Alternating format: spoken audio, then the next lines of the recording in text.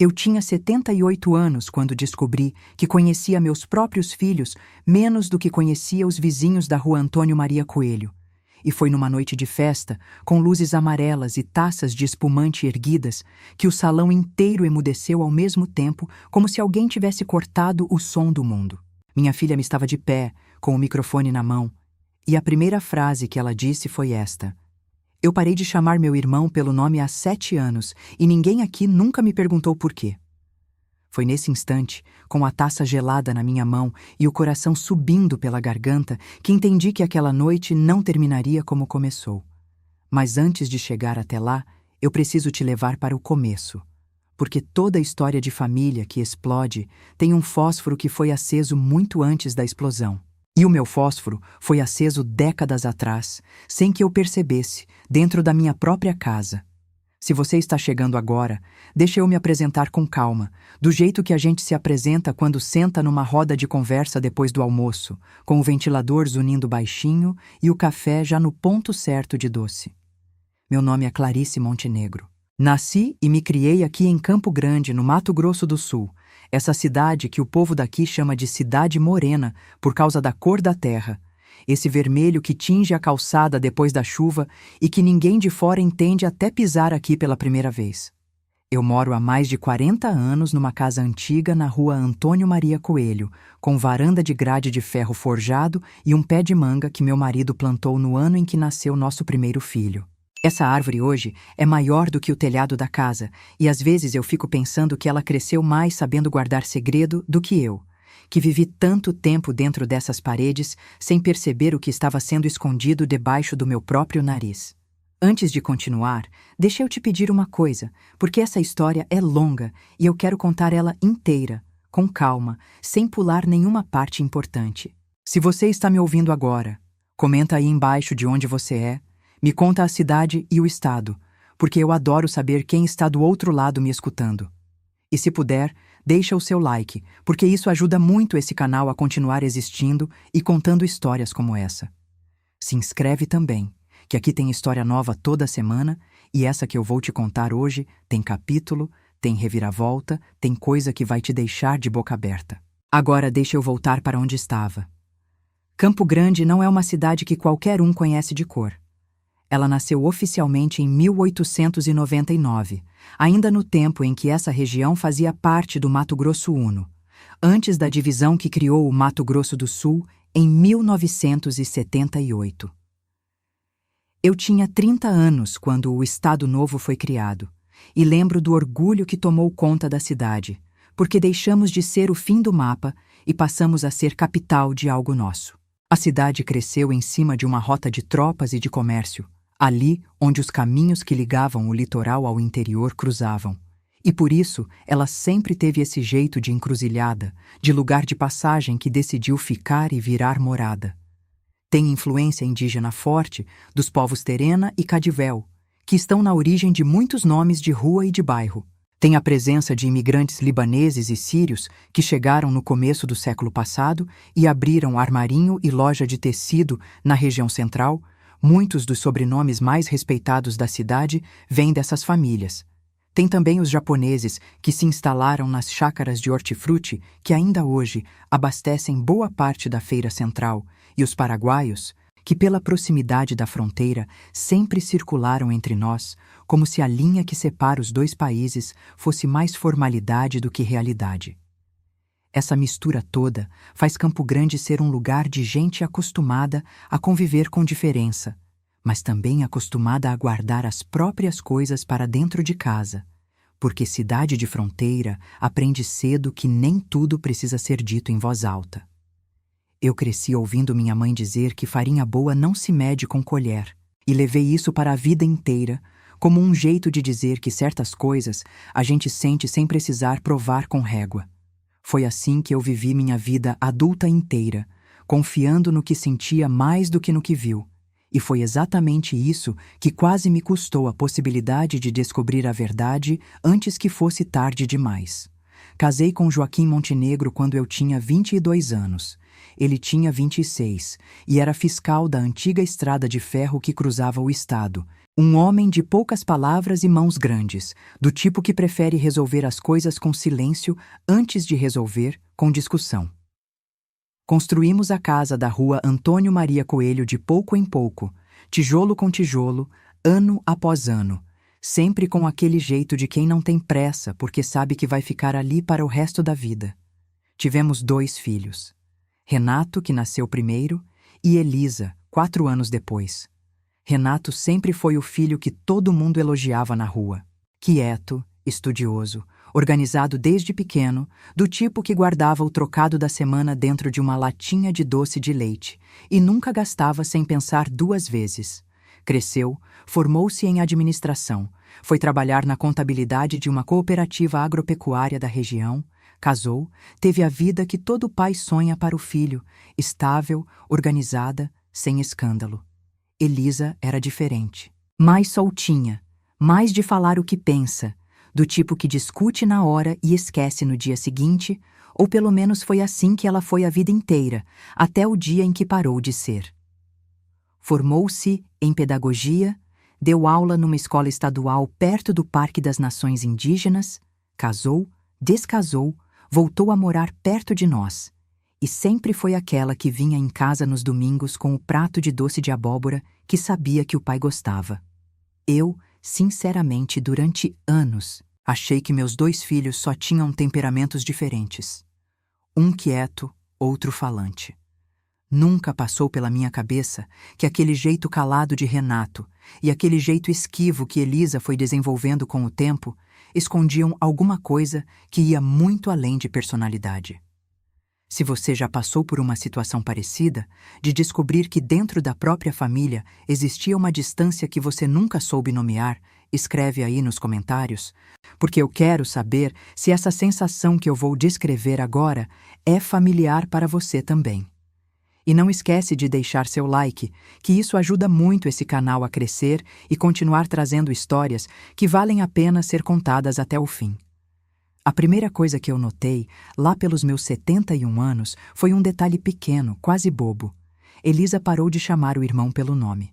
Em vez de dizer, Renato fez isso, ou Renato disse aquilo, ela passou a dizer só ele. Ele falou. Ele decidiu. Ele não veio. No começo eu nem prestei atenção, porque a gente escuta tanta coisa numa conversa de família que não dá para guardar tudo.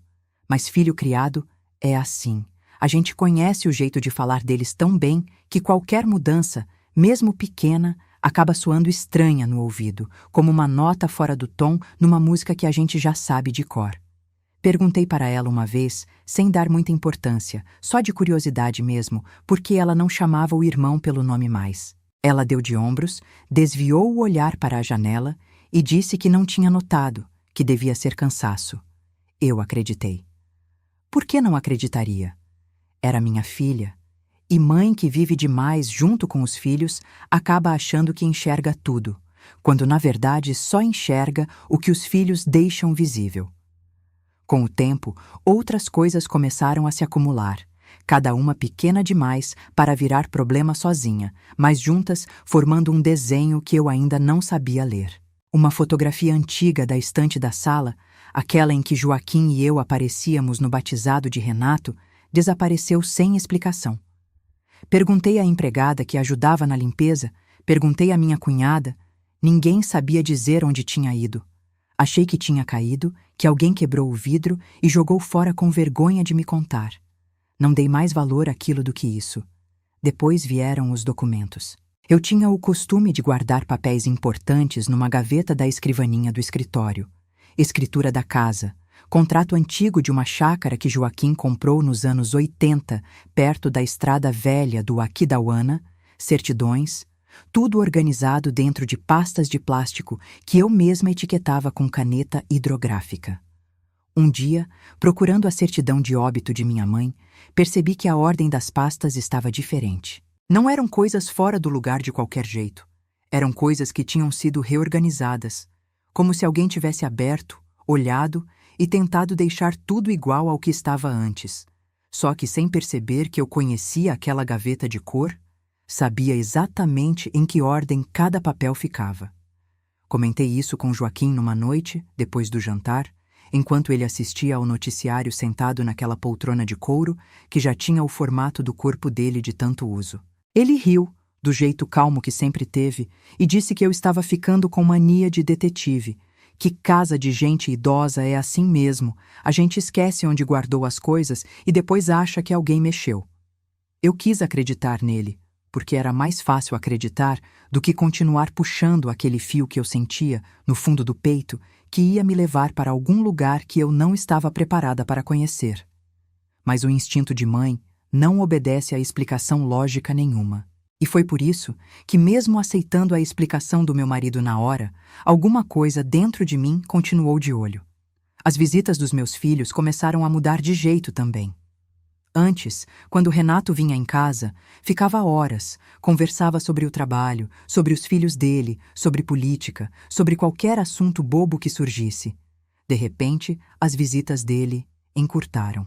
Chegava, dava boa tarde, perguntava se estava tudo bem e 15 minutos depois já estava de pé, dizendo que tinha compromisso. Se Elisa estava em casa quando ele chegava, a conversa entre os dois ficava tão curta e tão formal que parecia conversa de gente que acabou de se conhecer, não de irmãos que cresceram dividindo o quarto. Eu sentia aquele clima esquisito entrar na sala junto com os dois, como um cheiro que a gente não consegue identificar de onde vem, mas que muda o ar do ambiente inteiro. E o pior é que ninguém falava nada. Os dois sorriam, perguntavam da minha saúde, elogiavam o café e iam embora rápido demais, como se tivessem combinado um limite de tempo dentro daquela casa. Comenta aí embaixo se você já sentiu isso, esse clima estranho dentro de uma sala de família, sem ninguém dizer uma palavra que explique o motivo. Esse silêncio pesado é mais comum do que a gente imagina, e muita gente vive anos dentro dele sem coragem de perguntar o porquê. Se você está sentindo essa história tocar alguma lembrança sua, deixa o like, porque isso me ajuda a saber que estou contando isso da forma certa. E se você ainda não se inscreveu nesse canal, esse é o momento, porque a história que eu estou contando agora tem muito mais pela frente, e eu não quero que você perca nenhuma parte dela. Tem um detalhe que eu só fui entender muito depois, mas vou contar agora porque encaixa exatamente nesse momento da história.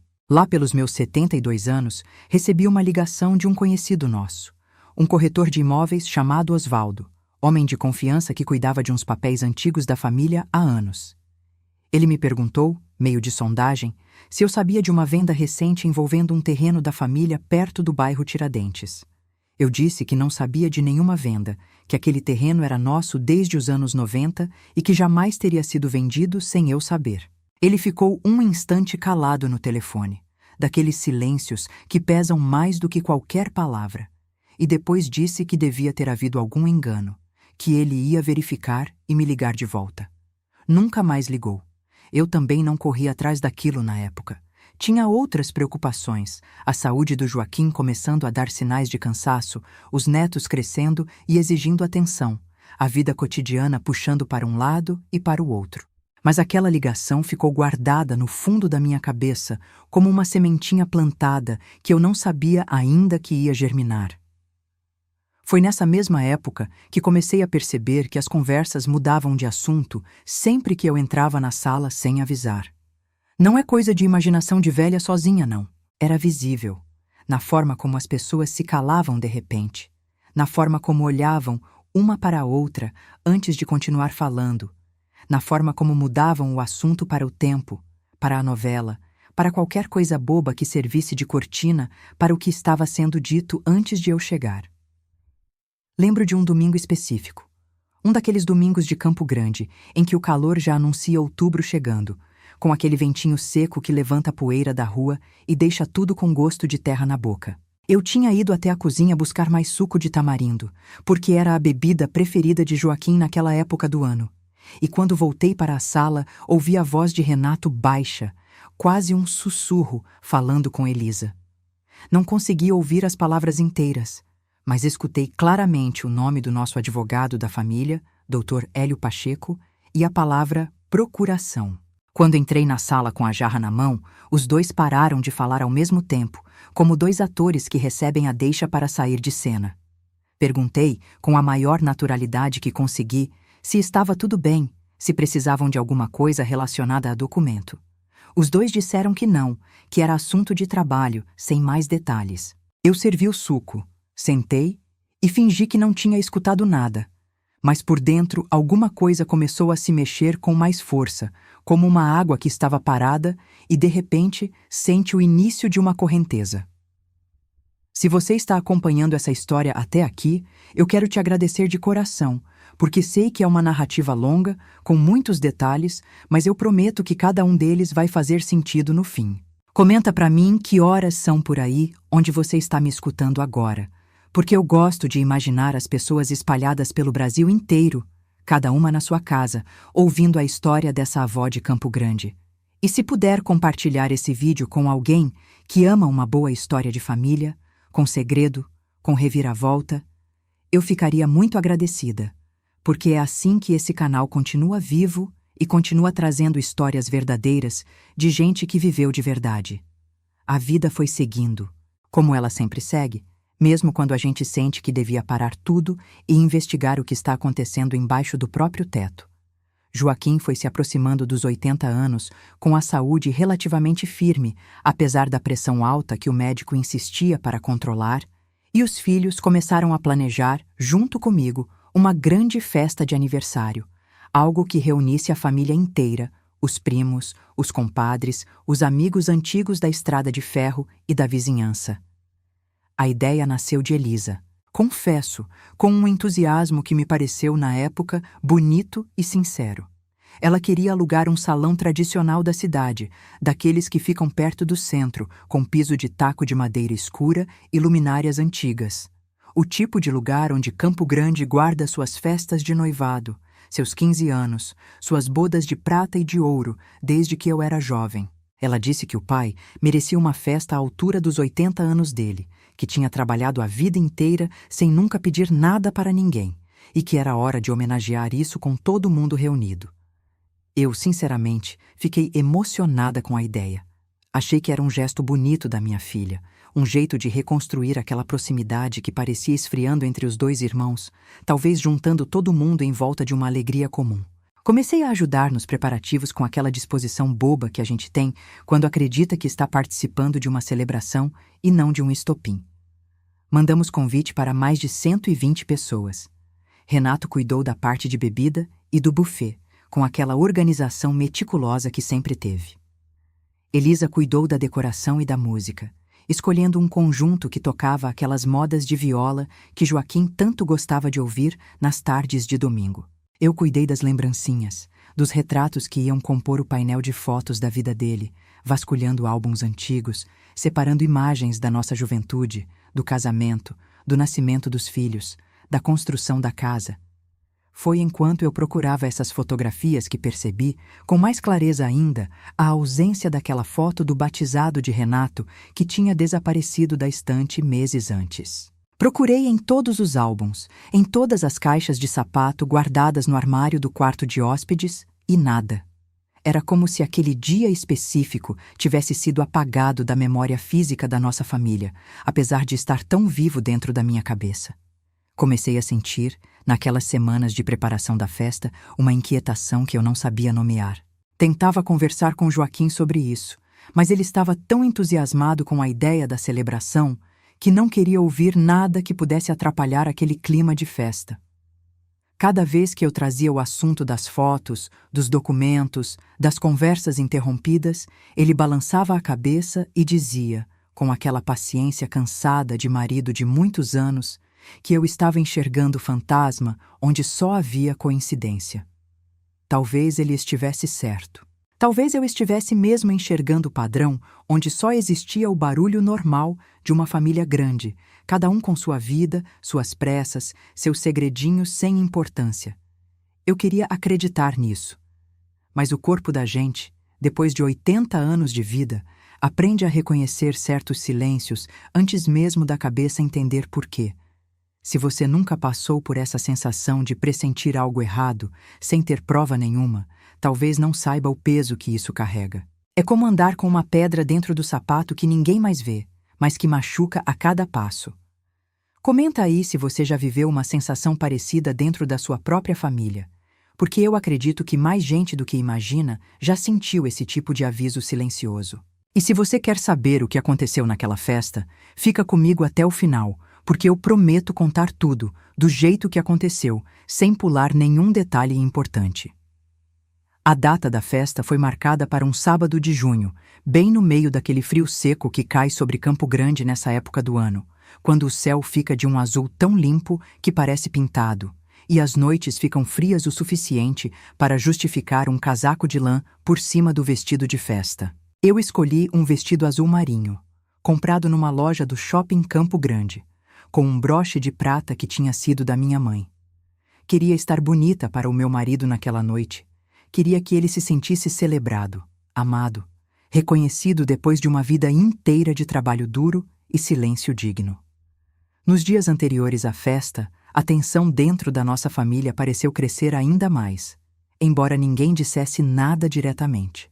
Renato ligava com mais frequência, perguntando detalhes sobre a lista de convidados, sobre quem ia sentar em qual mesa, sobre se determinados parentes mais distantes realmente precisavam estar presentes. Elisa, por outro lado, ficou mais quieta do que o normal, passando horas trancada no próprio apartamento, segundo ela mesma contou, organizando a parte musical e os discursos da noite. Foi numa dessas ligações de última hora que Renato disse uma frase que, na época, passou quase desapercebida, mas que depois eu viria a entender com outro peso completamente diferente. Ele me perguntou, de forma aparentemente despreocupada, se eu tinha guardado os documentos antigos da chácara da Estrada Velha do Aquidauana em algum lugar seguro, longe de qualquer pessoa que pudesse, segundo as palavras dele, confundir as coisas. Perguntei o que ele queria dizer com isso, e ele riu, um riso curto, sem graça nenhuma, e disse que era só para garantir que tudo estivesse organizado para o futuro, caso algo acontecesse com o pai. Não dei mais valor àquilo na hora. Era natural que um filho organizado como Renato se preocupasse com esses assuntos, principalmente sabendo que o pai estava completando 80 anos. Mas guardei a frase no fundo da memória, junto com a foto desaparecida, junto com a ligação esquecida do corretor, junto com os documentos fora de ordem na gaveta do escritório, formando um mosaico que eu ainda não sabia montar, mas que estava, peça por peça, se completando dentro de mim. A semana da festa chegou com aquela mistura de ansiedade e alegria que toda celebração de família carrega. Eu lembro de cada detalhe daqueles dias com uma clareza que só vem quando a gente sabe, em retrospecto, que estava prestes a viver algo que mudaria tudo. O salão foi decorado na sexta-feira à tarde, com arranjos de flores do campo, aquelas que crescem soltas pelo cerrado e que Elisa insistiu em usar, dizendo que representavam melhor a essência do pai do que qualquer flor importada. As mesas foram organizadas, o buffet confirmado, a banda ensaiada. Eu fui dormir naquela noite de sexta com o coração apertado, sem saber explicar exatamente por quê. Lembro de olhar para Joaquim dormindo ao meu lado, a respiração calma, o rosto relaxado, sem nenhuma ideia do que estava por vir. Pensei em acordá-lo, em contar todas as minhas inquietações acumuladas ao longo daqueles meses, mas não conseguia encontrar as palavras certas, nem tinha provas suficientes para sustentar aquela sensação que crescia dentro de mim como uma sombra que se alonga ao final da tarde. Se essa história está te fazendo sentir alguma coisa, eu peço que deixe seu comentário contando o que está passando pela sua cabeça agora, porque eu li cada palavra que vocês escrevem, e isso significa muito para mim. Deixa também o seu like, porque isso ajuda demais esse canal a alcançar mais gente que precisa ouvir histórias como essa. E não esquece de se inscrever, porque a parte mais importante dessa história ainda está por vir, e eu não quero que você perca nenhum detalhe do que aconteceu naquele salão, na noite em que minha filha pegou o microfone e mudou para sempre o destino da nossa família.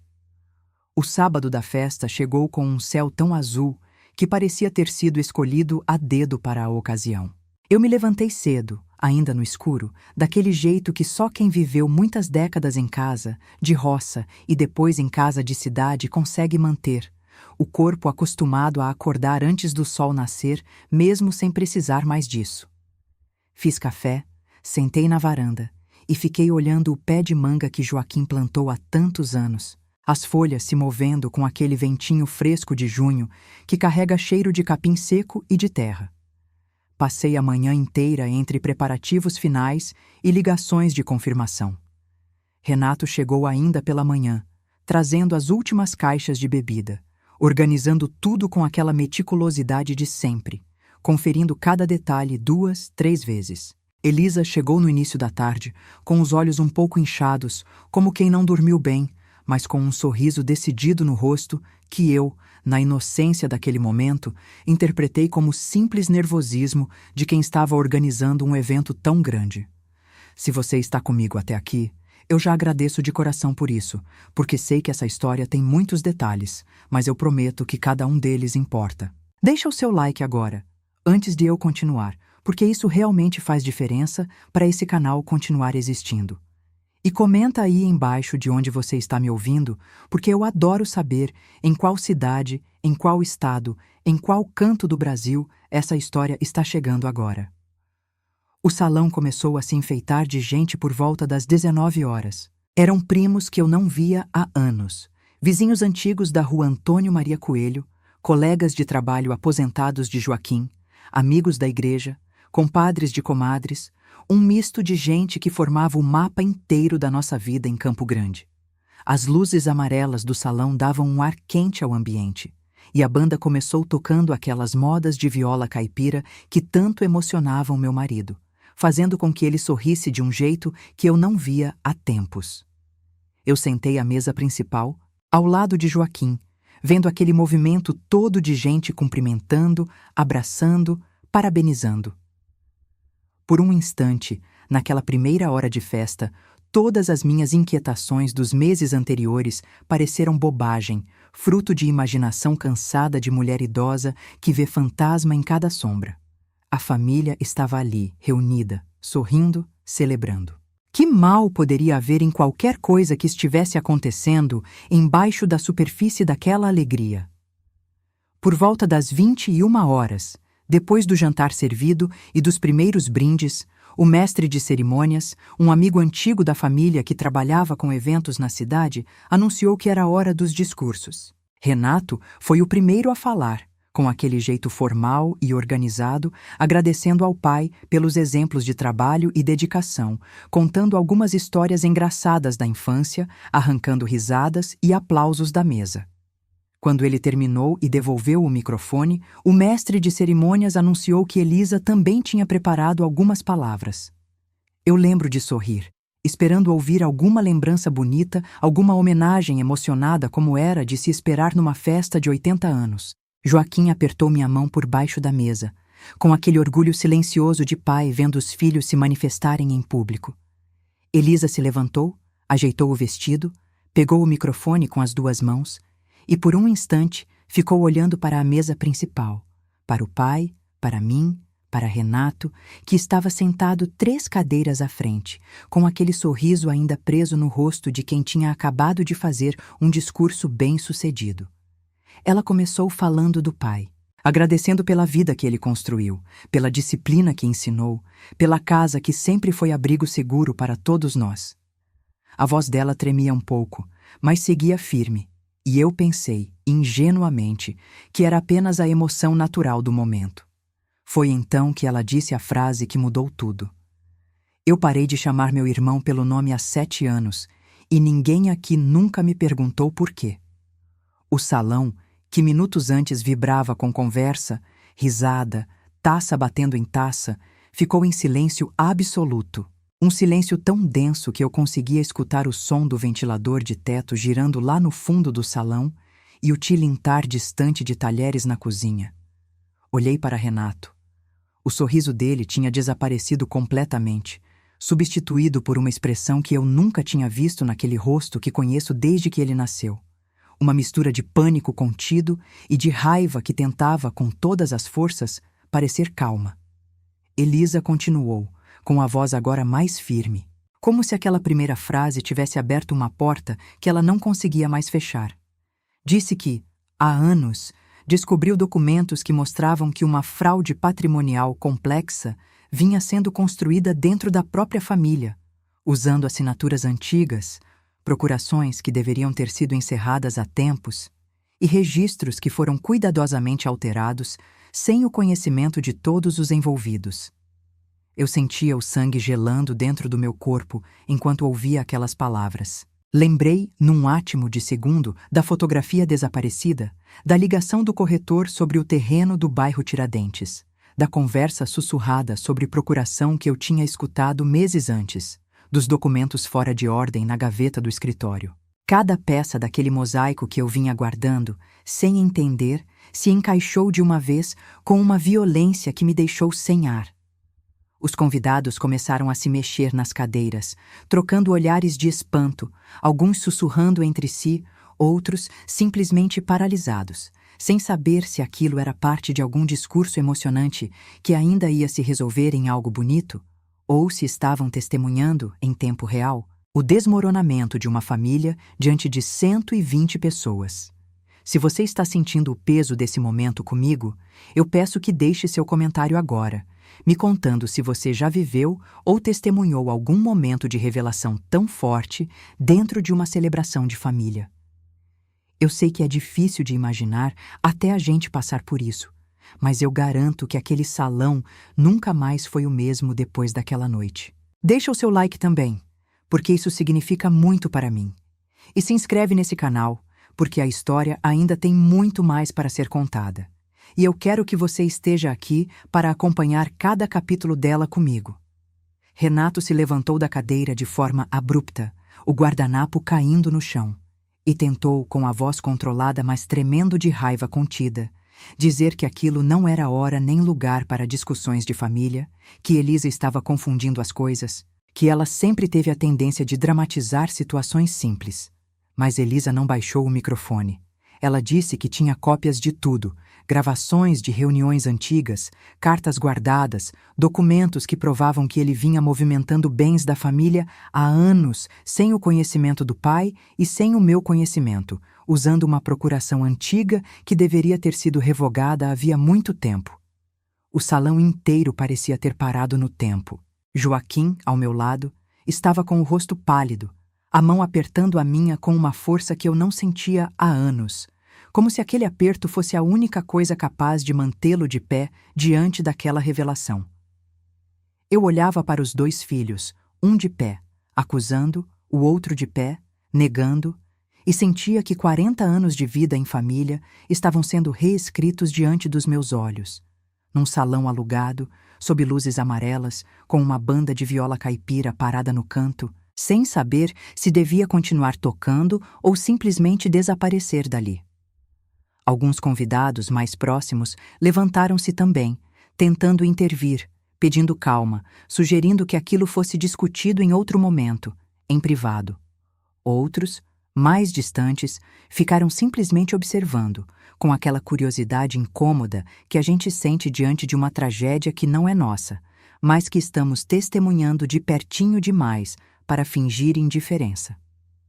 Foi um primo distante de Joaquim, um homem mais velho chamado Anselmo, que trabalhou a vida inteira como cartorário aqui em Campo Grande, quem teve a serenidade de se levantar e dizer, em voz alta o suficiente para todos escutarem, que se realmente existiam documentos e acusações daquela gravidade, o correto era que tudo fosse preservado com cuidado, sem destruição, sem manipulação, até que pudesse ser analisado por quem entendia do assunto, fosse advogado, fosse autoridade competente. Aquela fala, vinda de alguém respeitado e conhecido pela seriedade no trato com papéis e registros, trouxe um mínimo de ordem ao caos que tinha se instalado no salão. Eu, sentada ali, sentindo o aperto da mão de Joaquim na minha, sentia também algo que eu não esperava sentir naquele momento. Não era só choque. Era uma espécie de reconhecimento doloroso, como se uma parte de mim, lá no fundo, já soubesse, há meses, que algo daquela magnitude estava se formando e tivesse escolhido, por medo ou por cansaço, não enxergar com clareza suficiente para impedir que aquilo explodisse justamente na noite mais importante da vida do meu marido. A festa, claro, não continuou como planejada. Em poucos minutos, o salão se dividiu em pequenos grupos, Cochichando, alguns convidados se despedindo discretamente, sem cumprimento formal, outros ficando para tentar entender melhor o que tinha acabado de acontecer. A banda parou de tocar definitivamente. As luzes pareceram de repente mais frias do que antes, apesar de continuarem amarelas. Renato saiu do salão sem se despedir de ninguém, o rosto fechado, andando rápido em direção ao estacionamento. Elisa ficou parada no centro do salão por um longo instante, o microfone ainda na mão, antes de finalmente entregar Lu ao mestre de cerimônias e se sentar numa cadeira vazia, com o rosto escondido entre as mãos. Como alguém que finalmente soltou um peso que carregava há anos, mas que não sabe ainda se fez a coisa certa ao soltá-lo daquela forma diante de tanta gente. Eu me levantei, devagar, sentindo as pernas pesadas como nunca tinham sido antes, nem nos meus piores dias de reumatismo, e fui até minha filha. Não disse nada. Apenas sentei ao lado dela e coloquei minha mão sobre o ombro dela, sentindo o corpo dela tremer sob aquele toque. Joaquim ficou na mesa principal, recebendo, em silêncio constrangido, as despedidas apressadas dos convidados que ainda tentavam, sem sucesso, fingir que aquela noite tinha sido apenas uma festa de aniversário comum. Se você está sentindo o peso emocional dessa cena comigo, eu te peço, de coração, que deixe seu comentário contando o que você sentiria numa situação dessas, sendo mãe, sendo testemunha de um momento tão difícil entre seus próprios filhos. Eu sei que é uma pergunta difícil, mas eu acredito que histórias como essa só fazem sentido quando a gente se permite sentir junto, e não apenas escutar de fora. Deixa também o seu like, porque isso ajuda muito esse canal a continuar trazendo histórias verdadeiras e profundas como essa. E se inscreve, porque o que vem a seguir nessa narrativa é ainda mais intenso, e eu não quero que você perca nenhuma parte dela. Naquela mesma noite, depois que os últimos convidados foram embora e o salão ficou vazio, com as flores do cerrado já murchando nos vasos e as mesas ainda cheias de pratos pela metade, eu, Joaquim e Elisa ficamos sentados ali, em silêncio, por um tempo que pareceu não ter fim. Joaquim finalmente perguntou, com a voz embargada, se era tudo verdade. Elisa, sem levantar os olhos do chão, disse que sim, que tinha provas, que tinha guardado tudo durante anos porque tinha medo de destruir a família ao revelar, mas que tinha chegado a um ponto em que o silêncio pesava mais do que a verdade. Voltei para casa naquela madrugada com o vestido azul marinho ainda no corpo, o broche de prata da minha mãe ainda preso na altura do peito, e a sensação de que os últimos 40 anos da minha vida precisavam ser revisitados com outros olhos. Lembrei da fotografia desaparecida. Lembrei da ligação do corretor sobre o terreno do bairro Tiradentes. Lembrei da conversa sussurrada sobre a procuração, da gaveta de documentos fora de ordem, das visitas cada vez mais curtas e mais formais entre os dois irmãos. Cada peça daquele quebra-cabeça que eu vinha ignorando ou justificando ao longo de meses, ganhou, naquela madrugada, um peso e um sentido que eu nunca tinha permitido a mim mesma reconhecer.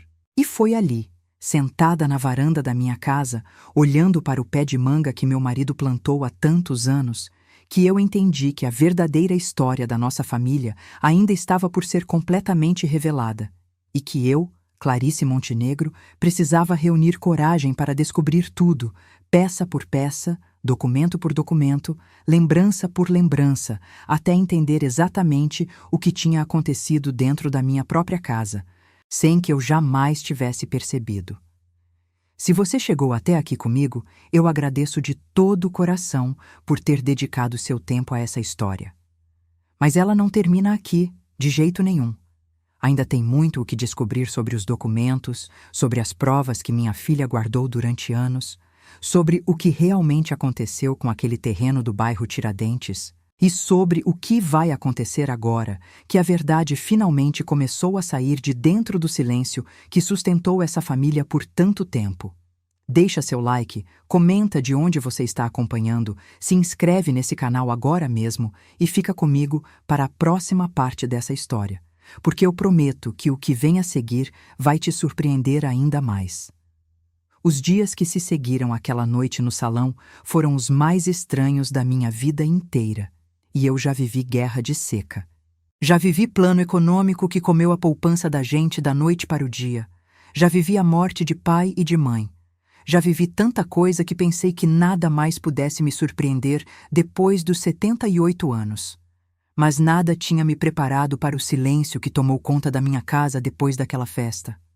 Um silêncio diferente de todos os outros silêncios que eu já tinha guardado dentro daquelas paredes. Esse aqui doía. Antes de continuar contando o que descobri, eu preciso pedir uma coisa para você que está me acompanhando até agora. Se essa história está te fazendo companhia, comenta aí embaixo me contando se você também já guardou silêncio sobre alguma coisa dentro da sua própria família, com medo de que falar destruísse tudo. Eu quero saber, porque eu acredito que essa sensação é mais comum do que qualquer um de nós imagina. Deixa o seu like também, porque isso ajuda muito esse canal a continuar existindo e levando histórias verdadeiras até quem precisa escutar. E se inscreve, porque o que eu vou contar agora explica boa parte do que ficou em aberto naquela noite no salão.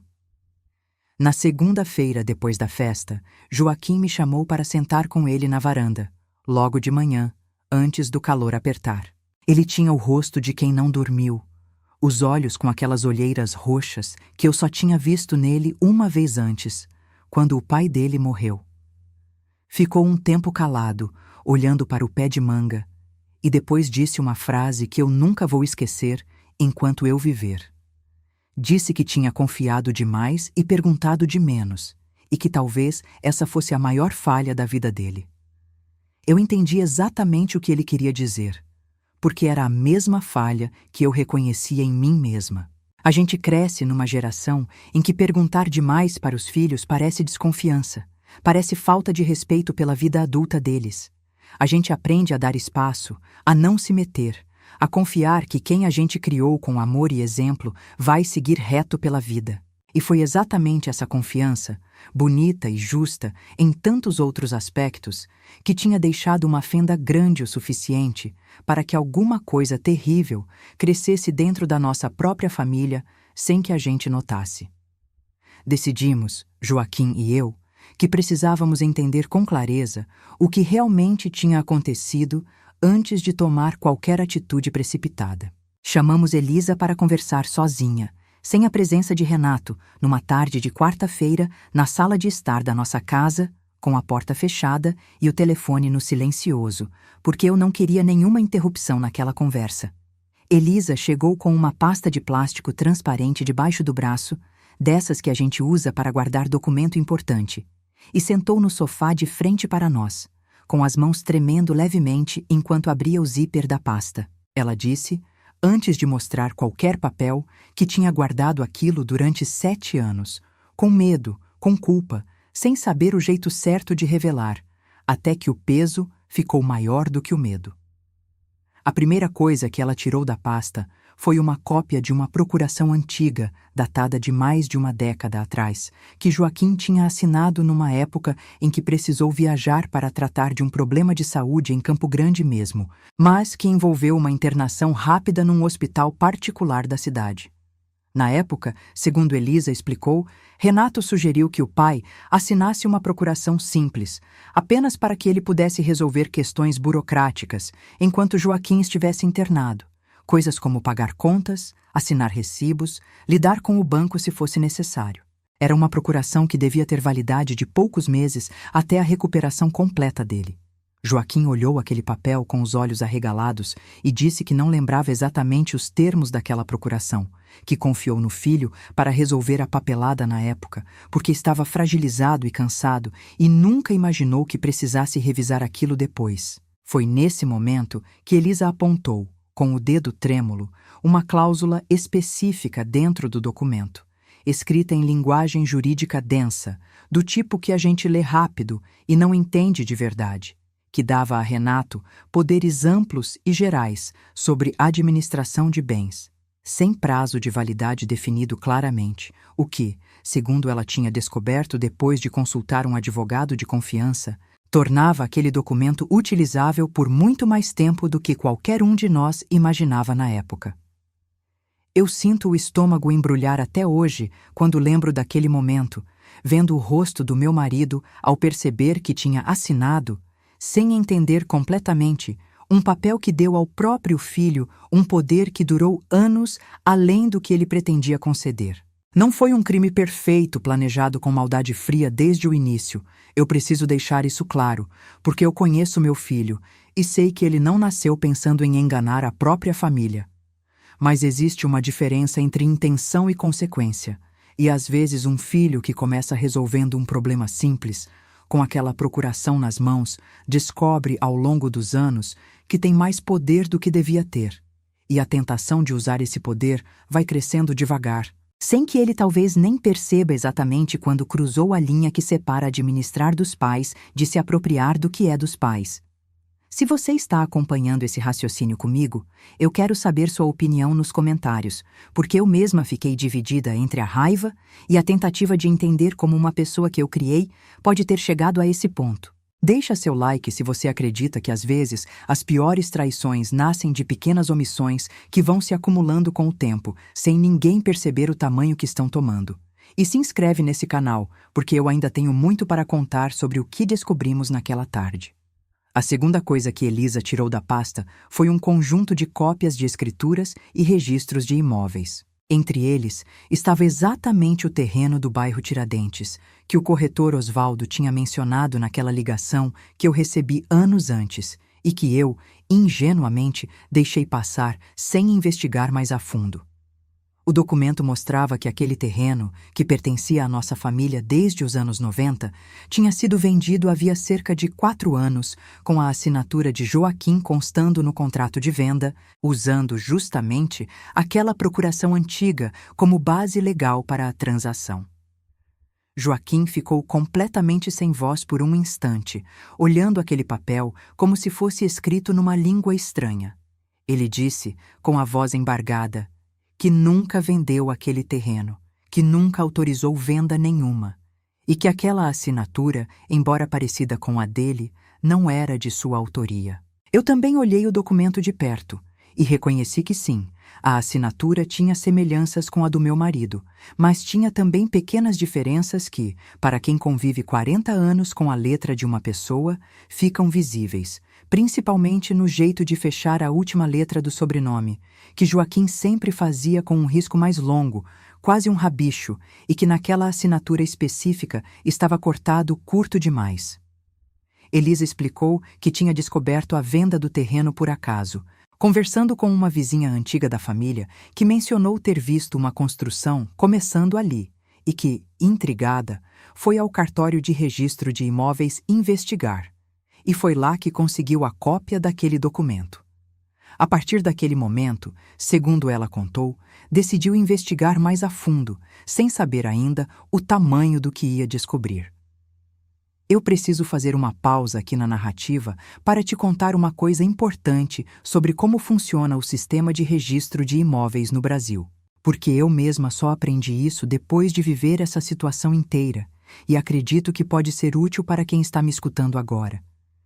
Todo imóvel registrado em cartório tem uma matrícula, e qualquer pessoa pode solicitar uma certidão de matrícula atualizada, pagando uma taxa simples para verificar o histórico completo daquele imóvel, incluindo todas as transferências de propriedade que já aconteceram. Foi exatamente isso que minha filha fez, e foi assim que ela conseguiu, com paciência e com medo, ir reunindo prova atrás de prova ao longo de anos, sem que ninguém na família soubesse o que ela estava fazendo. Se você nunca soube disso, guarda essa informação, porque pode ser útil algum dia, para você ou para alguém que você conhece. E se essa parte da história está te ensinando alguma coisa nova, deixa um comentário me contando, porque eu adoro saber que essas histórias não servem só para entreter, mas também para passar adiante um conhecimento que pode proteger alguém de uma situação parecida com a que minha família viveu. A terceira coisa que Elisa mostrou foi a mais dolorosa de todas. Uma série de cartas e anotações, algumas escritas pelo próprio Renato, outras trocadas entre ele e uma mulher chamada Beatriz, que era, segundo descobrimos depois, uma antiga colega de trabalho dele na cooperativa agropecuária, com quem ele tinha mantido durante alguns anos uma relação extraconjugal que toda a família desconhecia completamente. Nessas cartas, ficava evidente que parte do dinheiro obtido com a venda irregular de bens da família, incluindo o terreno do Tiradentes, tinha sido usado para sustentar despesas dessa relação paralela, incluindo o aluguel de um apartamento no bairro Monte Líbano e algumas viagens que Renato fez, com desculpas de trabalho, mas que na verdade eram encontros com essa mulher. Eu confesso que essa parte específica da revelação me atingiu de um jeito diferente das outras. Não era só sobre dinheiro, sobre propriedade, sobre documento falsificado. Era sobre a estrutura inteira de uma vida que eu pensava conhecer, sobre um filho que eu criei com determinados valores, que se casou, formou família e que ao mesmo tempo construiu em paralelo uma vida secreta que envolvia traição conjugal e uso indevido do patrimônio dos próprios pais para sustentar essa traição. A esposa de Renato, minha nora Patrícia, não sabia de nada daquilo até aquele momento. E confesso que parte da minha angústia, naqueles dias seguintes, era justamente em relação a ela e aos 2 filhos do casal, meus netos, que iam ser atingidos por uma verdade que não era culpa deles, mas que ia bagunçar a vida deles de qualquer jeito. Se você está sentindo o peso dessas camadas todas se revelando, eu entendo completamente, porque eu vivi isso na pele. E ainda assim é difícil de processar até hoje. Comenta aí embaixo se você acredita que existe um limite entre o que cabe revelar numa família e o que deveria ser guardado para sempre, porque eu mesma ainda não tenho certeza da resposta certa para essa pergunta. Deixa seu like, compartilha esse vídeo com alguém que você acha que precisa ouvir uma história como essa. E se inscreve, porque a parte mais delicada dessa narrativa ainda está por vir. Perguntei a Elisa naquela tarde por que ela tinha guardado tudo aquilo durante 7 anos sem falar nada para mim ou para o pai. Ela chorou. Um choro que vinha de muito longe, acumulado, represado durante todo esse tempo. E disse que tinha começado a suspeitar de algo estranho justamente naquela época em que descobriu a venda do terreno, mas que ficou paralisada pelo medo de destruir a família, de magoar o pai, de criar uma briga sem volta entre ela e o irmão. Disse que tentou, em várias ocasiões, conversar diretamente com Renato, e que cada vez que tentava, ele negava tudo com tanta convicção, ficava tão ofendido com a simples insinuação, que ela mesma começava a duvidar das próprias suspeitas. Esse detalhe específico me fez pensar muito, e eu quero compartilhar essa reflexão com você que está me ouvindo. Existe um padrão muito comum que eu não conhecia pelo nome até conversar com a psicóloga que acompanhou nossa família depois de tudo isso, em que a pessoa que comete um erro, quando confrontada, reage com tanta indignação e tanta certeza que quem está confrontando começa a achar que está sendo injusto, que está exagerando, que talvez tenha entendido tudo errado.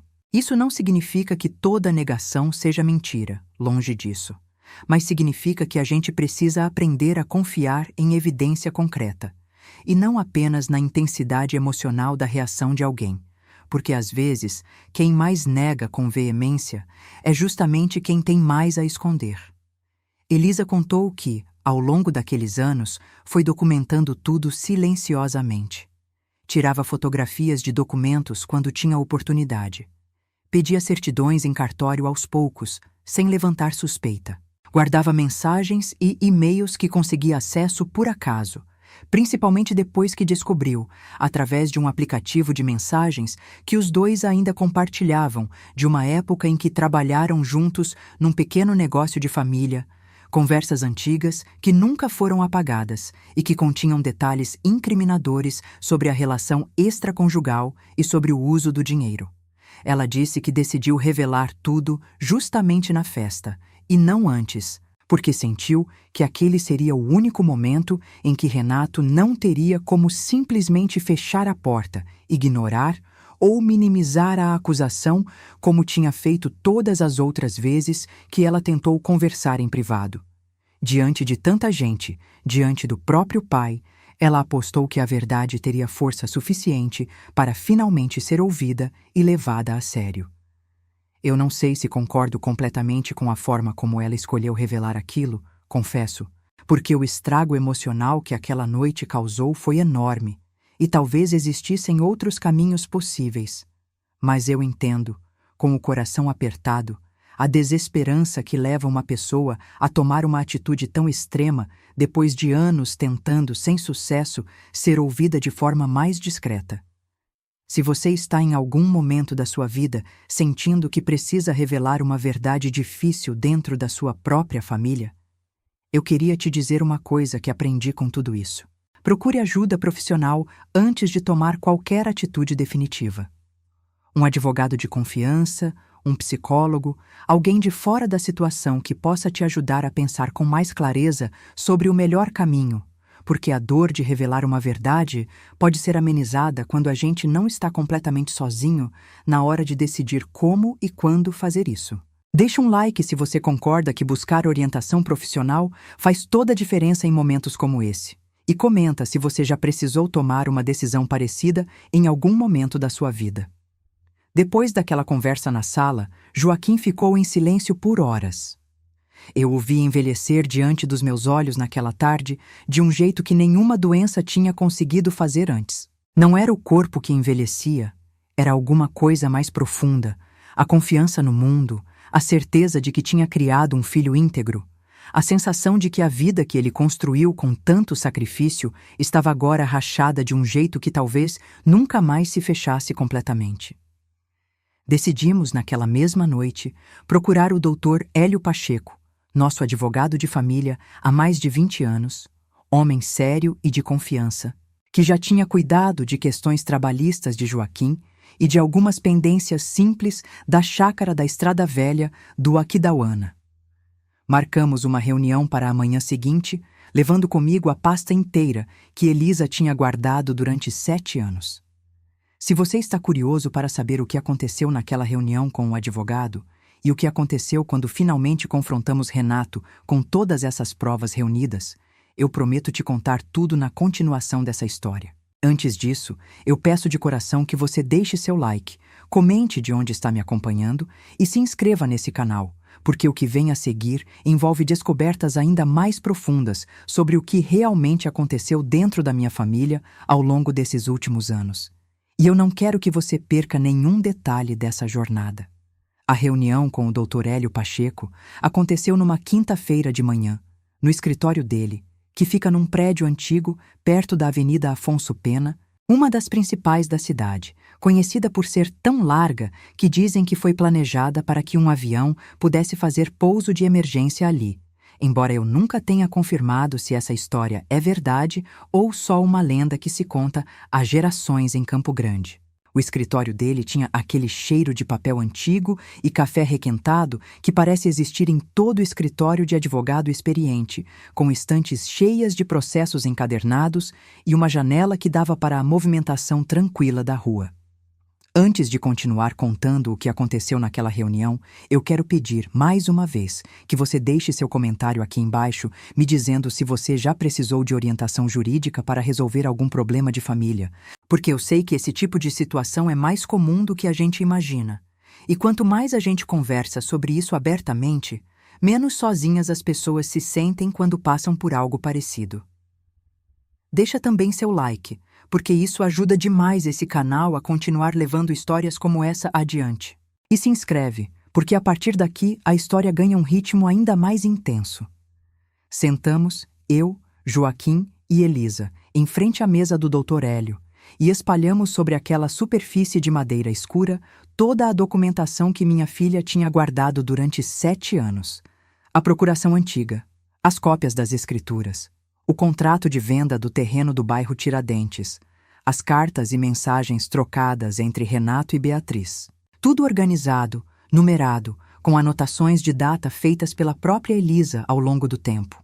O Dr. Hélio colocou os óculos de leitura, aqueles de aro fino que ele usa há tantos anos que parecem parte do próprio rosto dele, e foi analisando documento por documento, em silêncio, por quase 40 minutos, enquanto nós 3 esperávamos, sem trocar palavra, sentindo o peso daquele silêncio quase tanto quanto sentimos o peso da revelação na noite da festa, quando ele finalmente levantou os olhos, falou com aquela calma profissional que só vem de décadas lidando com situações difíceis, e disse que estávamos diante de um caso sério, mas que precisava ser tratado com cuidado e dentro dos trâmites legais corretos, sem precipitação, porque qualquer erro de procedimento naquele momento poderia comprometer a possibilidade de reparação no futuro.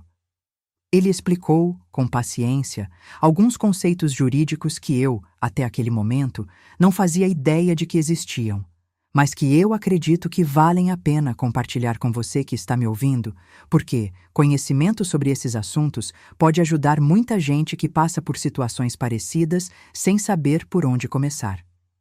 Primeiro, ele explicou que uma procuração, mesmo sem prazo determinado de validade, pode ser revogada a qualquer momento pelo outorgante, ou seja, por quem assinou o documento original, e que essa revogação deveria ter sido feita formalmente, em cartório, assim que a necessidade que motivou a procuração tivesse sido resolvida. No nosso caso, como Joaquim nunca revogou formalmente aquela procuração depois de se recuperar do problema de saúde, o documento continuou tecnicamente válido perante terceiros, o que permitiu que Renato continuasse usando aquele poder muito além do que deveria.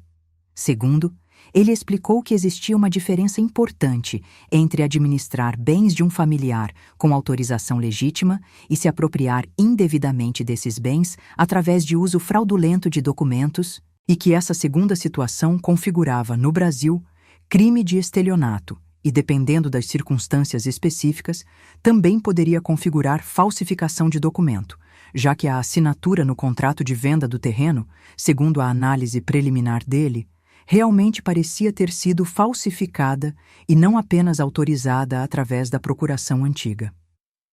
Terceiro, e esse foi o ponto que mais me marcou daquela conversa, ele disse que, apesar da gravidade emocional e moral do que tinha acontecido, o caminho legal exigiria paciência, porque qualquer processo envolvendo análise grafotécnica de assinatura, levantamento de movimentação bancária e investigação patrimonial levava tempo, muitas vezes anos, para chegar a uma conclusão definitiva, e que precisávamos estar preparados psicologicamente para essa demora, sem desistir no meio do caminho. Se você está acompanhando esse raciocínio jurídico comigo, eu acho importante deixar registrado aqui que situações de fraude patrimonial dentro de família, infelizmente, são mais comuns no Brasil do que a gente imagina, e muitas vezes envolvem justamente esse tipo de abuso de procuração, ou uso indevido de documento de pessoa idosa que confiou demais e perguntou de menos, exatamente como Joaquim resumiu naquela manhã na varanda. Se você já passou por algo parecido, ou conhece alguém que passou, deixa um comentário contando, porque eu acredito que quanto mais gente souber identificar esses sinais a tempo, menos famílias vão sofrer o que a nossa sofreu. E deixa seu like também, porque informação como essa precisa alcançar mais gente. O Dr. Hélio sugeriu que, antes de qualquer medida judicial formal, fosse feita uma tentativa de conversa direta e estruturada com Renato, na presença dele como advogado e mediador, para dar a ele a oportunidade de explicar sua versão dos fatos, apresentar eventual justificativa e, se fosse o caso, propor algum tipo de reparação ou acordo que evitasse o desgaste ainda maior de um processo judicial longo e público.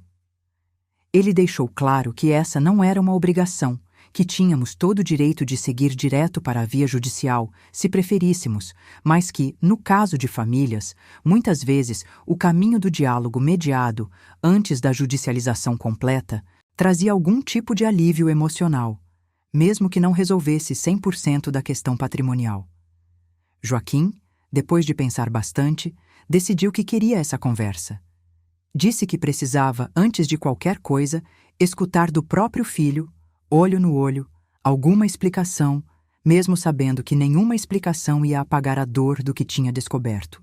Eu apoiei a decisão dele, embora tivesse, dentro de mim, uma raiva que crescia a cada dia que passava, alimentada por cada novo detalhe que íamos descobrindo ao reler aquela documentação com mais calma.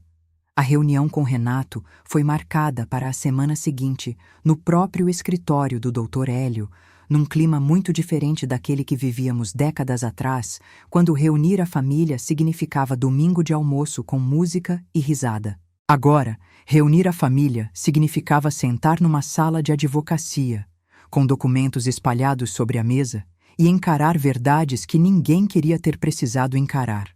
Antes de te contar como foi essa conversa, eu preciso fazer uma pausa para te perguntar uma coisa. Você já precisou confrontar alguém que você ama profundamente com uma verdade dolorosa? Eu sei que essa não é uma pergunta fácil de responder, mas eu gostaria muito de ler sua experiência nos comentários, porque eu acredito que compartilhar essas vivências nos ajuda a perceber que não estamos sozinhos diante de situações tão complicadas. Deixa seu like, se inscreve no canal e continua comigo, porque essa conversa com Renato trouxe revelações que eu jamais imaginei. No dia marcado, Renato chegou ao escritório com o rosto fechado, acompanhado de um advogado próprio, um homem jovem que ele contratou às pressas depois da festa, percebendo que precisaria se defender formalmente daquelas acusações. Sentou-se do outro lado da mesa, longe de nós, numa postura que eu nunca tinha visto naquele filho que um dia guardava trocado em latinha de doce de leite e contava cada centavo com cuidado quase exagerado.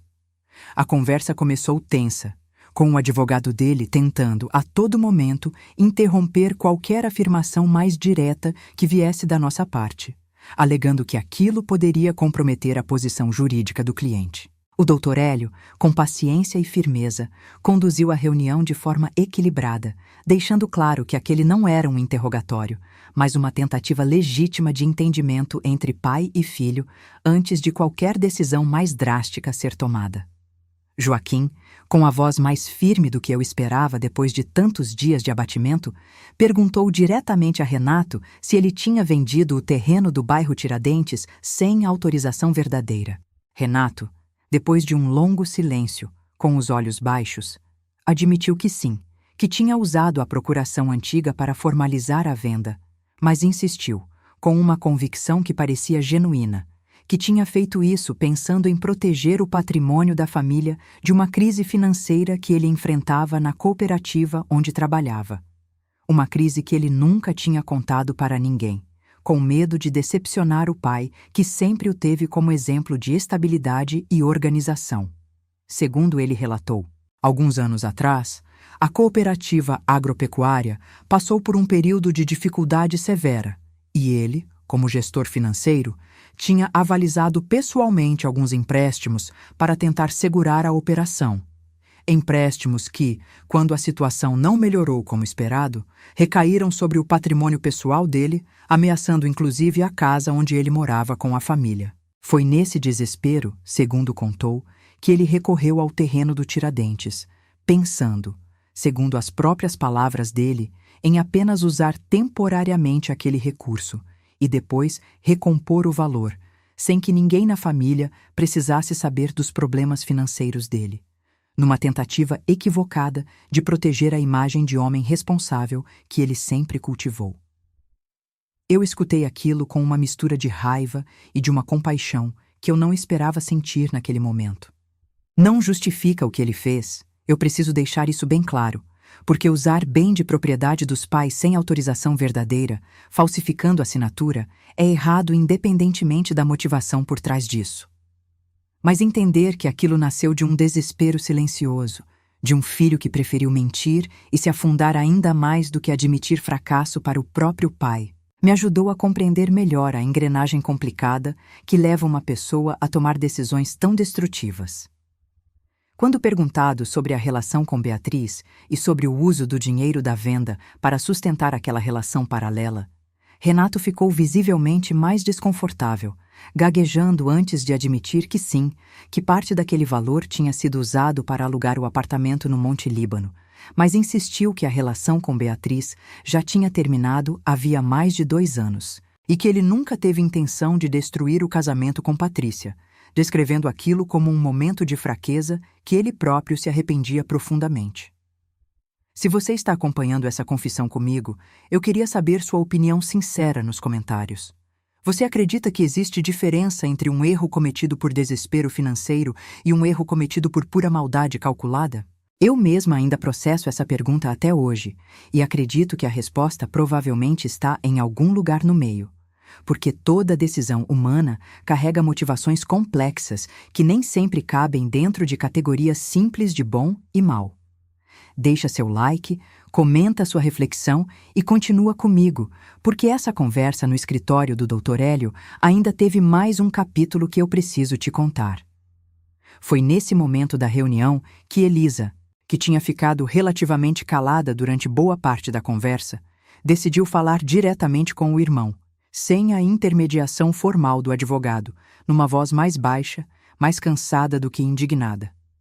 Ela disse que a parte mais dolorosa de tudo aquilo não era o dinheiro, nem o terreno, nem mesmo a traição conjugal que ele cometeu, mas sim os 7 anos de silêncio entre eles. Os 7 anos em que ela carregou aquele peso sozinha, tentando sem sucesso encontrar uma forma de fazer ele admitir a verdade antes que tudo precisasse explodir diante de 120 pessoas numa festa de aniversário. Renato, pela primeira vez durante toda aquela reunião, deixou os olhos encherem de lágrimas e disse que sentia muito, que sabia que tinha destruído a confiança que a família tinha nele e que entendia se nunca mais fosse perdoado por isso. Mas também disse, com uma sinceridade que pareceu genuína, que viveu esses anos numa angústia constante, com medo de ser descoberto, com vergonha de admitir o fracasso financeiro e que, de certa forma, sentia um alívio estranho agora que tudo tinha saído à luz, mesmo sabendo do estrago que aquilo causou. Eu, sentada ali, ouvindo meu filho falar daquele jeito, senti uma dor que misturava tantas camadas diferentes que eu nem sabia separar uma da outra. Dor pela traição. Dor pela mentira mantida por anos. Mas também uma dor mais antiga, mais profunda. A dor de uma mãe que vê o filho admitir fraqueza e fracasso, e que entende, ao mesmo tempo, que aquele fracasso não apaga os anos de uma criança organizada, cuidadosa, que guardava trocado em latinha de doce de leite e que cresceu carregando uma pressão silenciosa de ser sempre o filho exemplar, a estabilidade da família, aquele que nunca decepciona. Talvez, eu penso até hoje, parte do problema tenha nascido exatamente dessa pressão que nós, sem perceber, colocamos sobre ele ao longo dos anos, ao elogiá-lo sempre como o filho responsável, o organizado, o que nunca dá trabalho, criando dentro dele um medo profundo de qualquer fracasso, um medo grande demais para ser confessado abertamente, e que acabou empurrando ele para decisões cada vez piores, na tentativa desesperada de manter aquela imagem intacta diante de todos nós. Se essa reflexão está fazendo sentido para você, eu peço que deixe seu comentário, porque eu acredito profundamente que entender as raízes emocionais por trás de um erro não significa justificar esse erro, mas pode nos ajudar a evitar que situações parecidas se repitam dentro das nossas próprias famílias. Deixa seu like, se inscreve no canal, porque a história ainda tem capítulos importantes pela frente, incluindo o que decidimos fazer depois daquela reunião. E como cada membro da nossa família teve que encontrar, ao seu próprio jeito e no seu próprio tempo, um caminho possível entre a justiça que precisava ser feita e o amor que, de alguma forma estranha e complicada, ainda continuava existindo entre nós. A reunião terminou sem um acordo definitivo fechado naquele dia, mas com um compromisso de Renato de devolver, dentro de um prazo razoável que ainda seria negociado, o valor correspondente à venda irregular do terreno, utilizando parte da própria participação dele na sociedade da cooperativa, que finalmente tinha se recuperado financeiramente nos últimos meses, segundo ele relatou. O Dr. Hélio deixou claro que essa devolução, caso se concretizasse formalmente através de um acordo extrajudicial, poderia evitar a necessidade de um processo criminal completo, embora a decisão final sobre seguir ou não com qualquer ação judicial continuasse sendo nossa, de Joaquim e minha, como vítimas diretas daquela situação. Saímos daquele escritório, naquela tarde, em silêncio, cada um carregando o próprio peso daquilo tudo, de um jeito diferente. Joaquim parecia mais cansado do que nunca, mas também, de alguma forma estranha, mais leve, como alguém que finalmente conseguiu colocar em palavras uma dor que vinha sendo carregada em segredo dentro do próprio peito havia semanas. Elisa parecia aliviada e exausta ao mesmo tempo, como quem finalmente solta um fardo que carregou por anos demais. E eu, Clarice Montenegro, voltando para minha casa antiga na rua Antônio Maria Coelho, sentindo o vento seco de junho batendo no rosto, entendi que aquela história, longe de terminar com aquela reunião no escritório do advogado, estava apenas começando a revelar suas camadas mais profundas, e que ainda havia muito caminho a percorrer antes que nossa família pudesse encontrar algum tipo de paz verdadeira depois de tudo aquilo que vivemos. Se você ficou até aqui comigo, eu agradeço profundamente por dedicar seu tempo a essa história tão pessoal e tão dolorosa. Mas eu prometo que ainda tem muito mais para contar. O que aconteceu com o acordo entre Renato e a família? Como Patrícia, minha nora, reagiu ao descobrir a traição do marido? O que aconteceu com Beatriz e com aquela relação que durou anos sem que ninguém soubesse? E principalmente, como Joaquim, Elisa e eu conseguimos ao longo dos meses seguintes reconstruir alguma forma de relação dentro dessa família que ficou tão ferida. Deixa seu like, comenta de onde você está acompanhando essa história. Se inscreve nesse canal agora mesmo, porque ainda tem muito mais para vir. E eu não quero que você perca nenhuma parte dessa jornada que mudou para sempre a vida da nossa família aqui em Campo Grande. Os meses que se seguiram àquela reunião no escritório do Dr. Hélio Pacheco passaram devagar, do jeito que só passa o tempo de quem está reconstruindo alguma coisa que se quebrou por dentro, sem pressa de fingir que está tudo bem antes que esteja de verdade. Eu queria, antes de te contar como essa história se resolveu, agradecer de coração por você ter chegado até aqui comigo, acompanhando cada detalhe dessa jornada que começou numa festa de aniversário e terminou revelando o tanto que uma família pode esconder de si mesma sem nem perceber.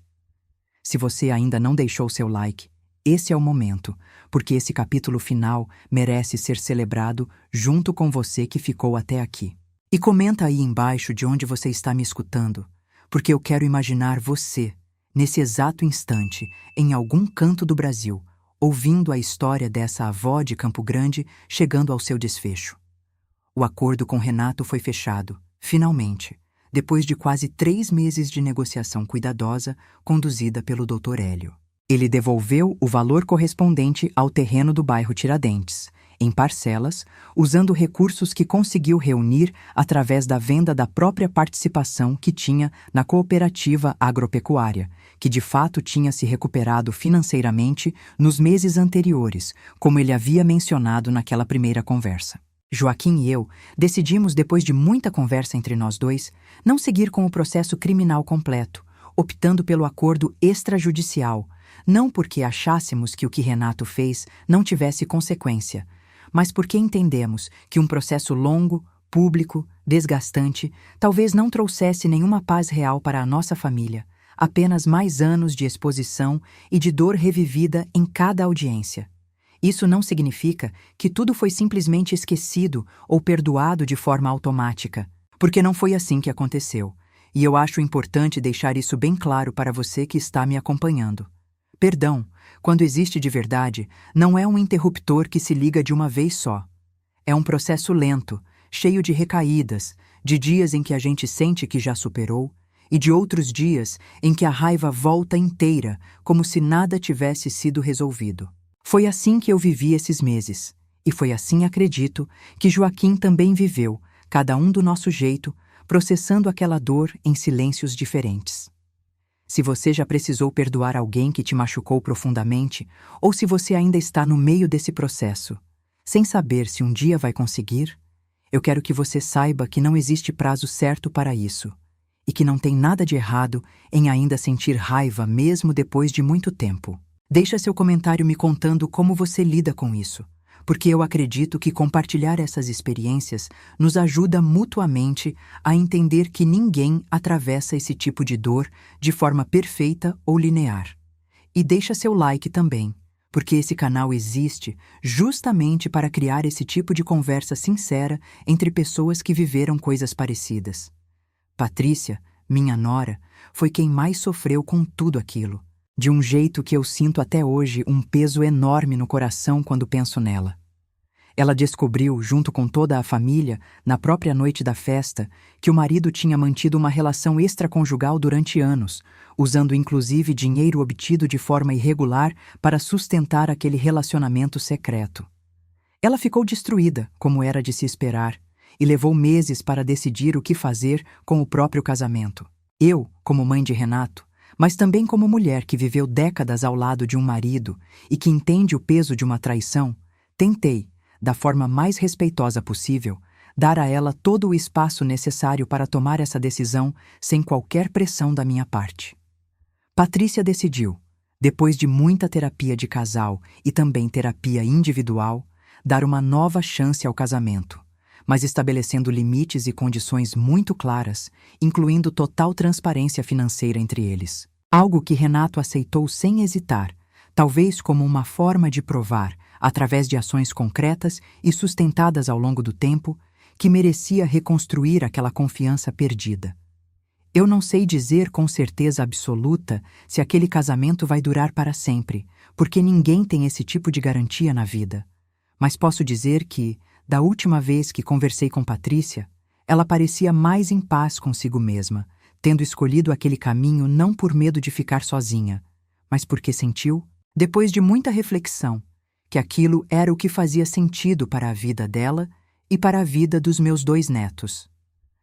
Beatriz, a mulher com quem Renato manteve aquela relação durante anos, eu nunca cheguei a conhecer pessoalmente, e talvez nunca conheça. Soube, através de conversas indiretas, que ela também enfrentou as próprias consequências daquela situação, perdendo o emprego na cooperativa pouco tempo depois de tudo se revelar, já que a relação entre os dois, segundo descobrimos, tinha se tornado conhecida dentro do próprio ambiente de trabalho, gerando um desconforto que ela preferiu resolver, pedindo demissão e se mudando para outra cidade, segundo dizem, para perto da família dela em Dourados. Eu não guardo rancor dela especificamente, porque entendo que ela também foi, à sua maneira, uma pessoa adulta tomando decisões dentro de uma situação complicada que não era exclusivamente responsabilidade dela resolver ou impedir.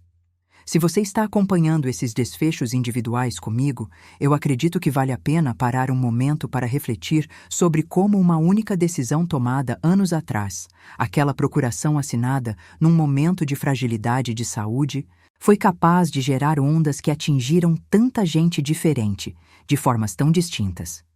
Comenta aí embaixo se você já viu, na sua própria vida ou na vida de alguém próximo, uma decisão pequena, tomada sem muita reflexão, gerar consequências enormes anos depois. Deixa seu like, porque essas reflexões são exatamente o tipo de coisa que eu acredito que vale a pena compartilhar e discutir abertamente. E se inscreve nesse canal, porque eu tenho muito mais histórias como essa para contar, sempre baseadas em vivências reais e em reflexões sinceras sobre a complexidade das relações familiares. Renato e eu levamos quase um ano inteiro para conseguir voltar a sentar à mesa juntos sem aquele clima pesado que parecia sufocar qualquer conversa. Não foi um processo fácil, e eu não vou fingir, para você que está me ouvindo, que tudo se resolveu com um abraço bonito e lágrimas de reconciliação completa, porque a vida real raramente funciona assim, principalmente quando a ferida envolve traição da confiança mais básica que existe entre pai, mãe e filho. O que aconteceu, de forma mais honesta e mais lenta, foi uma reconstrução gradual, feita de pequenos gestos, de almoços de domingo que voltaram a acontecer, primeiro tensos e cheios de silêncios constrangidos, depois, com o tempo, um pouco mais naturais, ainda que nunca exatamente iguais ao que eram antes. Joaquim, meu marido, completou 81 anos numa celebração muito mais simples do que a festa do ano anterior, apenas em casa, com a família reunida na varanda, sob aquele pé de manga que ele plantou há tantas décadas. Não teve salão alugado, não teve banda de viola caipira, não teve 120 convidados. Teve um bolo de fubá feito por mim mesma, café passado na hora e uma conversa tranquila entre as pessoas que realmente importavam. Ele me disse naquela noite, sentado na cadeira de balanço, olhando para o quintal escurecendo, que aquele aniversário mais simples valia mais para ele do que qualquer festa grande poderia valer, porque ali ele sabia exatamente quem estava ao lado dele e por quê. Essa frase ficou marcada em mim de um jeito profundo, e eu queria compartilhar essa reflexão com você. A gente passa boa parte da vida acumulando coisas, organizando celebrações grandes, reunindo gente, buscando reconhecimento externo, até que alguma crise nos obriga a perceber que o que realmente importa, no final das contas, é muito mais simples e muito mais difícil de fingir do que qualquer festa pode aparentar. É a presença verdadeira. É a confiança que não precisa de procuração nenhuma para existir, porque se sustenta em transparência, em honestidade, em pequenos gestos repetidos ao longo dos anos. Se você concorda com essa reflexão, deixa seu like e comenta o que, para você, realmente importa numa relação de família, porque eu adoraria ler suas respostas e talvez até compartilhar algumas delas em vídeos futuros. Elisa, minha filha, levou tempo também para se recuperar emocionalmente de tudo aquilo, principalmente porque ela carregou, durante anos, um peso sozinha que ninguém sabia que existia, e que quando finalmente foi revelado, gerou tanto alívio quanto culpa, porque ela se perguntava, repetidamente, se tinha escolhido o momento e o jeito certo de revelar a verdade ou se deveria ter encontrado outro caminho menos explosivo. Conversamos muito sobre isso, eu e ela, em tardes longas na varanda, e eu tentei, da melhor forma que consegui, ajudá-la a entender que, embora o método tenha sido doloroso, a intenção dela sempre foi proteger a integridade da família, mesmo que o caminho escolhido tenha custado caro emocionalmente para todos nós. Hoje, Elisa voltou a chamar o irmão pelo nome. Não é como antes, com aquela proximidade despreocupada de infância, mas é um nome dito com respeito, com cautela, com a consciência de que reconstruir confiança é um trabalho diário, que nunca está completamente terminado, mas que também nunca precisa ser abandonado só porque é difícil. Os dois ainda têm conversas tensas às vezes, ainda existem assuntos que evitam tocar diretamente, mas existe também algo que não existia mais antes da festa, que é a verdade compartilhada entre eles, sem mais segredos escondidos debaixo da superfície. Se você está acompanhando essa reconstrução, eu quero te perguntar uma coisa, porque eu acho que isso pode te ajudar a refletir sobre suas próprias relações. Você acredita que uma família pode realmente se reconstruir depois de uma traição tão profunda? Ou existem feridas que, mesmo cicatrizadas, deixam uma marca permanente que nunca desaparece completamente? Eu mesma, depois de viver tudo isso, acredito nas duas coisas ao mesmo tempo. Acredito que reconstrução é possível, mas acredito também que a marca permanece, e que talvez o segredo não seja apagar essa marca, mas aprender a conviver com ela de um jeito que não nos impeça de seguir amando quem ainda está presente. Deixa seu comentário com sua opinião sobre isso, e não esquece de deixar seu like, porque eu realmente valorizo cada reflexão que vocês compartilham aqui comigo. Eu, particularmente, passei a olhar para minha própria vida com outros olhos depois de tudo isso. Comecei a questionar quantas outras coisas eu deixei passar ao longo de 80 anos de vida, simplesmente confiando, sem perguntar, sem investigar, sem permitir que a curiosidade natural de mãe se transformasse em atenção mais cuidadosa. Não estou dizendo que devemos viver desconfiando de todo mundo ao nosso redor, isso seria uma vida triste e cheia de paranoia desnecessária. Mas aprendi que existe uma diferença importante entre confiança cega e confiança atenta, entre amar sem perguntar nunca e amar perguntando o suficiente para perceber quando alguma coisa, mesmo pequena, está fora do lugar. Lembro de uma conversa que tive com a psicóloga que acompanhou nossa família durante aquele período mais difícil, uma profissional muito competente que atende aqui mesmo em Campo Grande, perto do Parque das Nações Indígenas. Ela me disse uma frase que eu guardo comigo até hoje e que eu quero compartilhar com você que está me ouvindo. Ela disse que silêncio, dentro de uma família, raramente significa paz.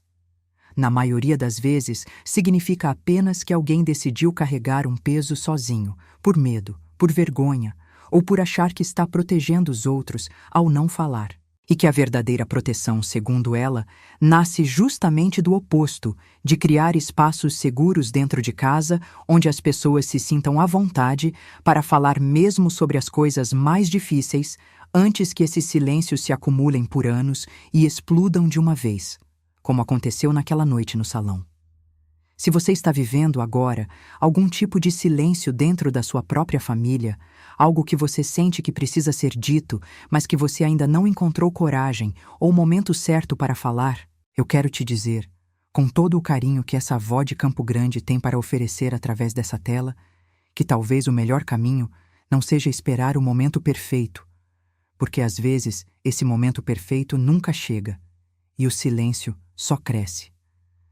Procure conversar, com calma, com cuidado, talvez com ajuda profissional se sentir que precisa, mas não deixe que o medo de magoar alguém te impeça de buscar a verdade que pode, no fim das contas, salvar a relação ao invés de destruí-la.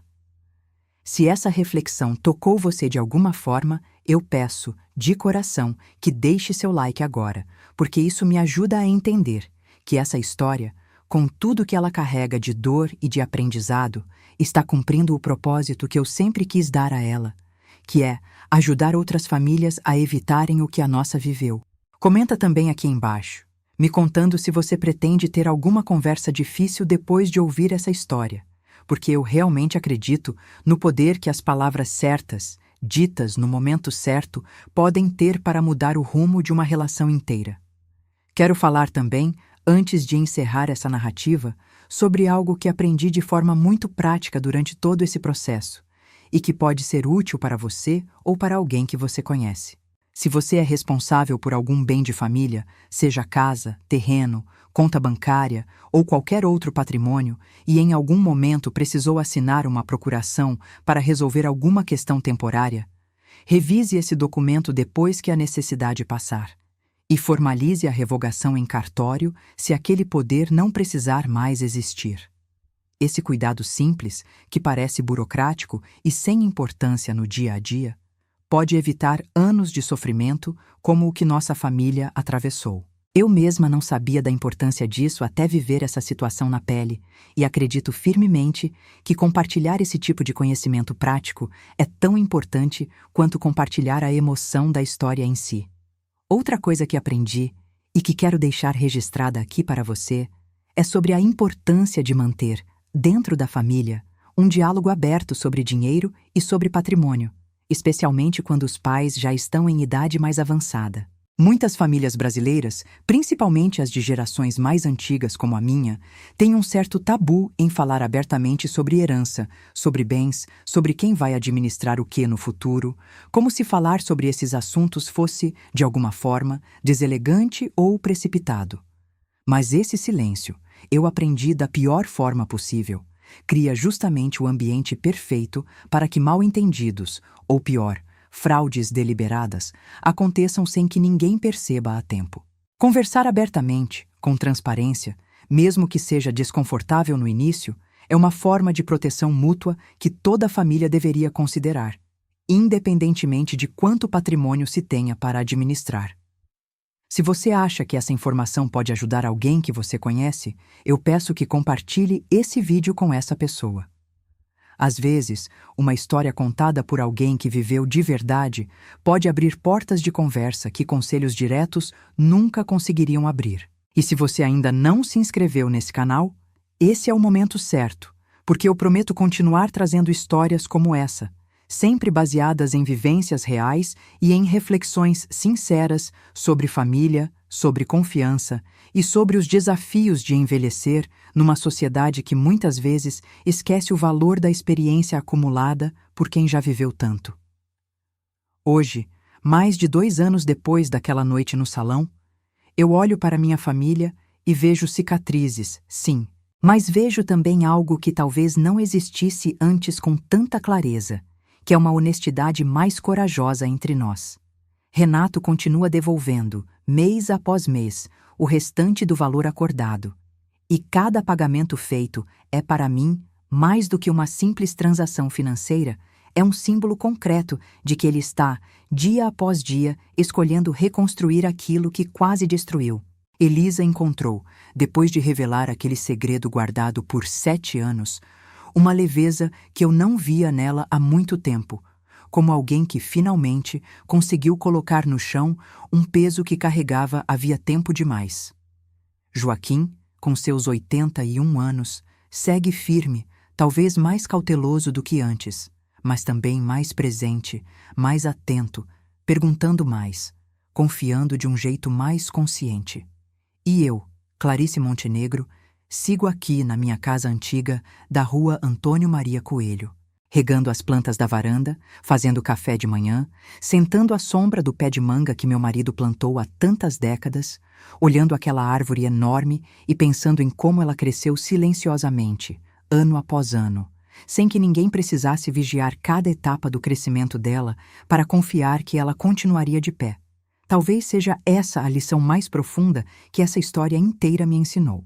Que confiança verdadeira não precisa de vigilância constante, mas também não pode sobreviver no escuro completo, sem nunca ser questionada, sem nunca ser revisada, sem nunca permitir que a luz da conversa sincera entre. Família não se mede pela ausência de conflito, eu aprendi, mas pela capacidade que se tem de atravessar o conflito sem deixar que ele apague completamente o amor que existia antes dele. A perda mais dolorosa que vivemos nessa história inteira não foi o terreno vendido, não foi o dinheiro gasto naquele apartamento secreto, não foi nem mesmo a traição em si.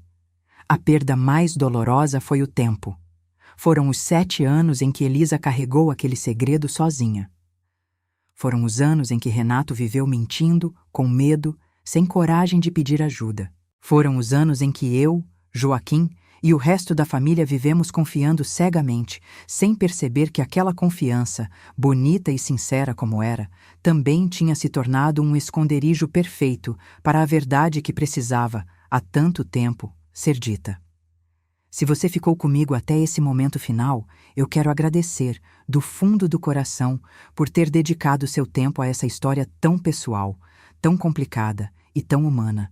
Espero que ela tenha te feito refletir sobre suas próprias relações de família, sobre os silêncios que talvez você esteja carregando e sobre a importância de buscar, sempre que possível, conversas honestas antes que o tempo transforme pequenas omissões em feridas grandes demais para serem facilmente curadas.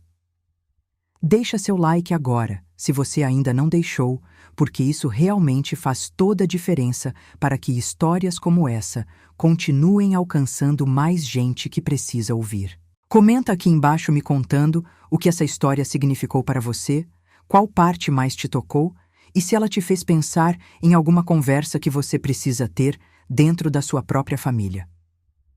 Se inscreve nesse canal, porque eu tenho muitas outras histórias guardadas, vividas, sentidas, e cada uma delas carrega consigo uma verdade que vale a pena ser compartilhada.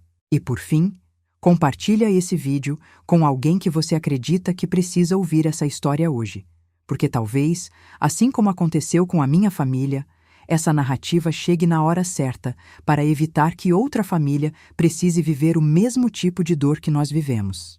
De coração, eu agradeço por você ter caminhado comigo por essa jornada inteira, do início ao fim. Que essa história fique com você não como um peso, mas como um lembrete gentil de que amor de família, para durar de verdade, precisa de espaço para a verdade respirar. Cuidem bem das suas famílias, perguntem mais, escutem com atenção os silêncios que parecem estranhos demais e nunca tenham medo de buscar ajuda quando sentirem, no fundo do peito, que alguma coisa não está certa. Essa é a sabedoria que essa avó de Campo Grande, depois de 80 anos de vida, pôde reunir e oferecer para você. Até a próxima história, com todo o carinho desta avó para o seu coração.